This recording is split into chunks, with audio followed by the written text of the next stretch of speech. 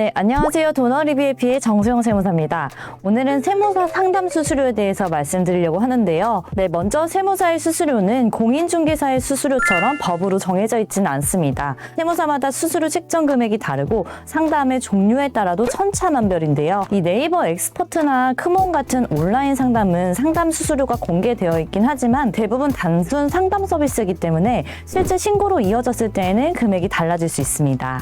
자, 먼저 재산세 상담 수수료입니다. 자, 양도나 증여, 상속 등을 상담하게 되면 상담 수수료가 있고요. 실제 숫자를 계산해서 신고하는 데 들어가는 신고 대리 비용이 있습니다. 단순 상담 수수료는 시간당 10만 원부터 50만 원까지 다양합니다. 반면에 신고 대리 수수료는 재산가액에 비례하는 것이 통상적이면서 평가나 구조가 복잡한 경우에는 금액이 추가될 수 있습니다. 또 상담을 하고 신고 대리 역시 진행한다면 신고 대리 비용에서 기존의 상담료를 차감해주는 것이 일반적입니다. 네, 두 번째, 사업자의 기장 또는 조정 수수료를 말씀드리도록 하겠습니다. 2020년 텍스워치 조사에 따르면 기장 서비스 수수료는 평균 월 10만 원 안팎으로 형성되어 있다고 합니다. 업종과 매출 규모에 따라서 수수료는 달라지고요.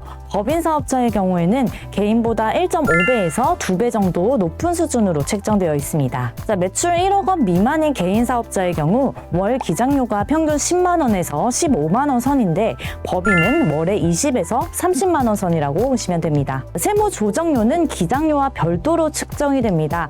법인세는 법인세 신고할 때 법인세 조정료를 납부하고요. 개인 사업자는 종합소득세 신고할 때 조정료를 납부하게 됩니다. 이 조정료는 통상 매출액 기준으로 받는 경우가 많은데요. 최소 30만 원부터 많게는 몇 천만 원까지 매출에 따라 달라지게 됩니다. 세 번째는 비사업자 소득세 신고 대리 수수료입니다. 우리 흔히 프리랜서 분들의 소득세 신고 대리는 온라인 상담만으로도 가능한 경우가 많은데요.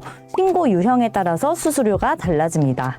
먼저 단순경 비율입니다. 이 단순경 비율의 경우 사실 혼자 신고하시면 누구나 다 가능하지만 만약에 맡기신다면 10만 원 정도의 비용이 평균입니다. 자, 두 번째로 기준경 비율의 경우 간편 장부를 작성하는 것이 훨씬 유리하기 때문에 최소 15만 원부터 시작한다고 보시면 됩니다. 마지막으로 복식부기 신고의 경우에는 사실상 1년치의 기장을 하면서 신고를 해야 하는 것이기 때문에 다른 유형보다는 신고 대리 수수료가 높지만 스스로 신고하는 것은 거의 불가능하다고 보이기 때문에 맡기시는 것이 좋고요. 금액대는 60만 원대부터 시작합니다. 자, 그러면 이렇게 신고 수수료를 지불하게 될 텐데 이 신고 수수료 아깝지 않으려면 어떻게 해야 할까요?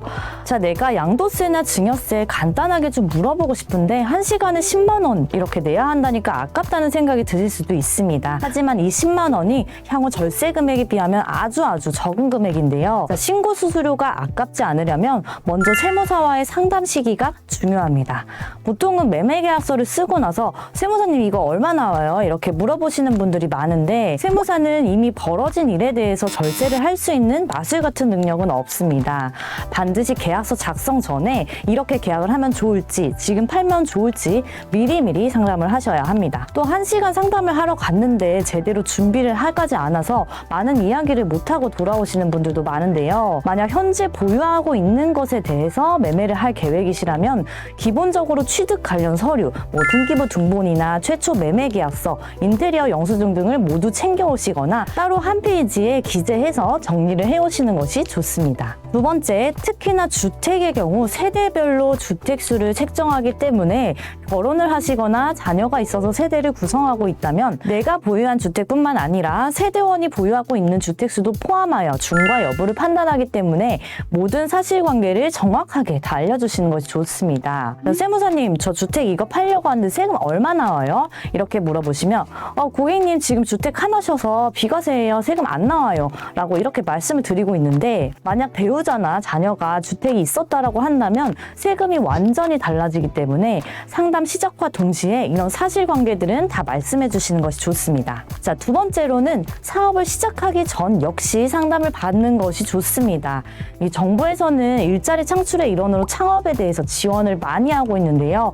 가장 대표적인 것이 바로 중소기업 창업세액 감면입니다. 이 창업기업이라면 납부할 세금의 50%에서 100%까지 감면을 받을 수 있는데요. 이 주의해야 할 점은 모든 창업기업이 아니기 때문에 요건에 충족이 되어야 합니다.